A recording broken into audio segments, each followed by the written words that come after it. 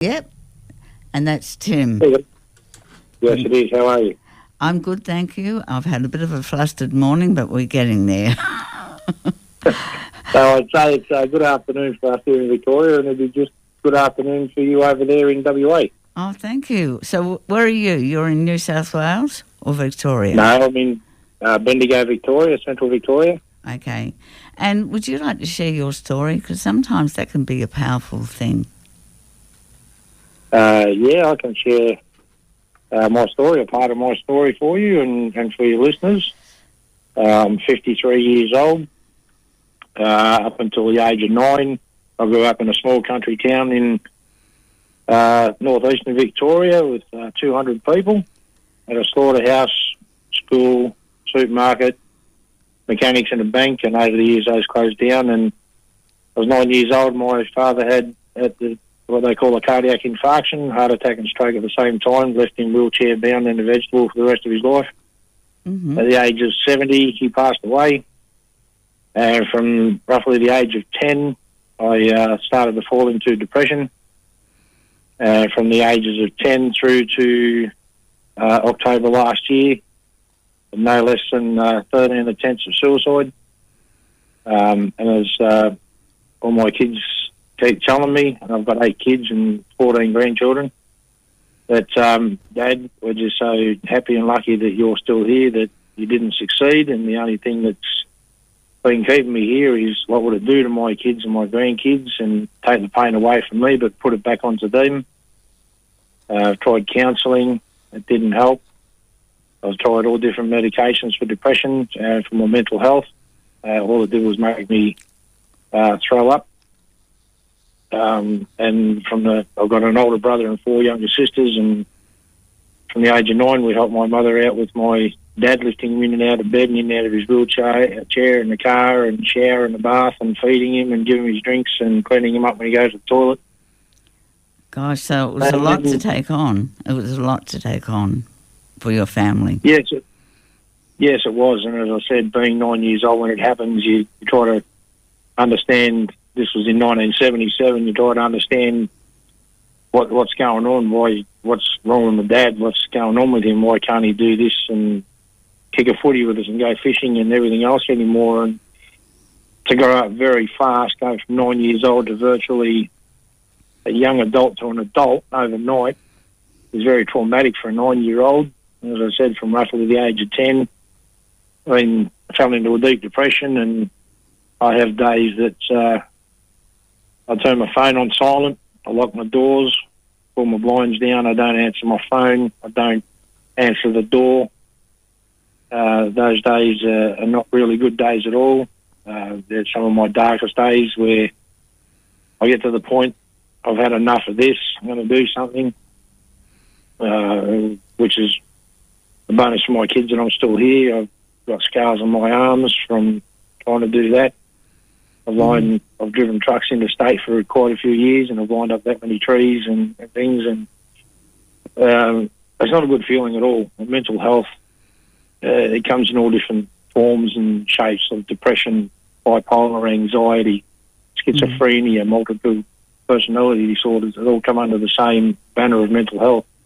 Mm-hmm. And one of the things that I do with Anita Donlan, Justin Fleming and Huck Richards is we go out under the banner of BEEFitUP Australia, which is under the Australian Horizons Foundation in far north Queensland, in Georgetown, which was started by a farmer to help his community and local farmers, and now that charity has gone nationwide.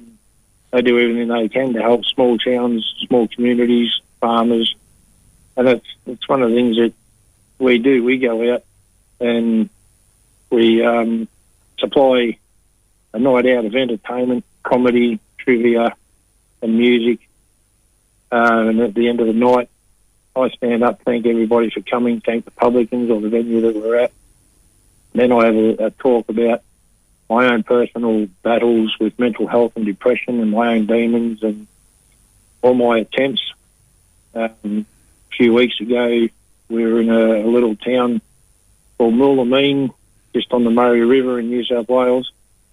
And at the end of the night, I had a 15-year-old girl come up to me and cry on my shoulder. Oh, gee. She thanked me for...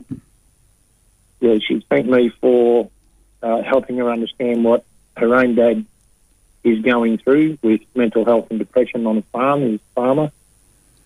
5 minutes later, as I'm about 6'1", 6'2", 5 minutes later I had a big burly fella about 6'6" come up to me, gave me a big hug and cried on my shoulder. And the same little girl come up and she said, "That's my dad. You've helped him. You've helped the whole community." Gosh, that must have been so gratifying and so worth it that you're still around for your kids and to help the community. Yes, the thanks and the feedback from every place that we've been to over 60 rural towns and communities so far, giving a night out of fun and laughter and music and trivia for these small communities that don't get it. One night of fun and laughter and music takes their mind away from everything they're going through at the moment just for one night. And for weeks after it, and even sometimes months, they're still talking about what a great night it was and still get feedback of thanks and everything else for helping out. And having people hear my story has helped them a lot. It's one of the worst things you can do, somebody dealing with depression or mental health, bipolar anxiety, is try to force them to talk. It does more harm than good. The best thing you can ever do is knock on your mate's door, down at the pub or at a coffee shop. Hey, mate, let's go and have a drink, whether it be a beer, a cordial, a soft drink, a coffee, a glass of water. Hey, I'm here for you, mate. Leave it at that. Mm-hmm. Eventually they'll talk, they'll open up and start talking to you. That does more good than anything else for somebody dealing with mental health and depression issues. All right. And depression and mental health issues are deadly. Yes, they are. I have lost mates to suicide. Anita Donlan has lost mates to suicide. A lot of people I know have lost mates to suicide. A lot of farmers committing suicide. They're not getting the help that they need for their own mental health and depression issues, which is absolutely shocking. All right. These are the guys that put food on our table. They put clothes on our back. They put everything in your house and your cars and everything else comes from a farmer of some sort, whether it be a miner mining the earth for gold, copper, iron, silver, to people that grow the trees to make the furniture that we've got. They're all farmers. They all farm the land, they all mine the land. A farmer is a farmer in my eyes, and they're all farmers. And to me, they're the guys that deserve the accolades and the Order of Australian medals and the Queen's birthday honours, because they're the guys that's doing it tough. They're the guys that need the help. Them and their families. They're the ones that, they're the heroes. Tim, what are you doing now? Are you still travelling to towns and getting the message out there? At the moment, because of all the situations going on around the countryside, all over Australia, at the moment, we can only travel so far at the moment. Mm-hmm. Once restrictions ease again, we'll be going through to South Australia, New South Wales, Queensland, and eventually over to Western Australia. We do everything by donations under a 1000paddocks.org campaign. It's $5 donation, pay it forward. It helps us go from community to community to give these communities and the farmers, as I said, a night out of fun, laughter and music just for one night to ease their minds, take their minds off everything they're going through, and generally give them a great night out, the whole family. And if people want to learn more about the project, they can visit www.BEEFitUpaustralia.org. Yes, that is correct. And if they want to donate, they can go to 1000paddocks.org and donate through that link. And it all goes into a kitty if they donate to Beef It Up Australia, the Australian Horizons Foundation.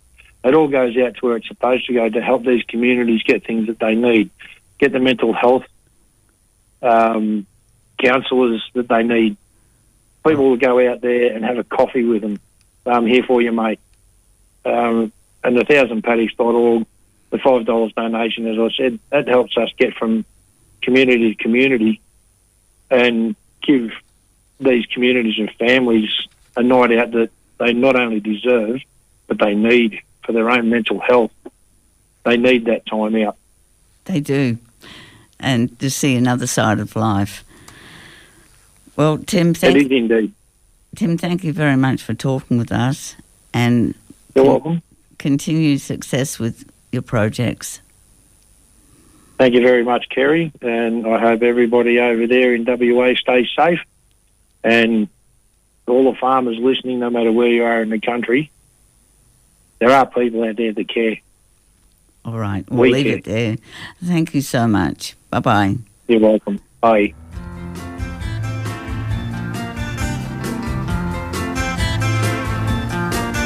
There's nothing quite as rare as the cherries in the trees